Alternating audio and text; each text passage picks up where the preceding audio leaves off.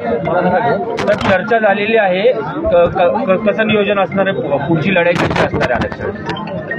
पुढची लढाई जे उपोषणाला बसलेले आहेत महंत आणि राजकीय सगळे आमचे पुढारी आणि सामाजिक कार्यकर्ते जे आहेत ते आणि हरिभाऊ राठोड, हे आपले रमेश राठोड आणि संतोष आणि युवराज या हिरालाल, हे सगळे या ठिकाणी मोर्चा मोठ्या प्रमाणात काढायचा आहे। एक तर मुंबईला आणि दुसरं संभाजीनगर, तिसरं नागपूर, अशा मोठ्या प्रमाणामध्ये मोर्चा काढायचा आहे।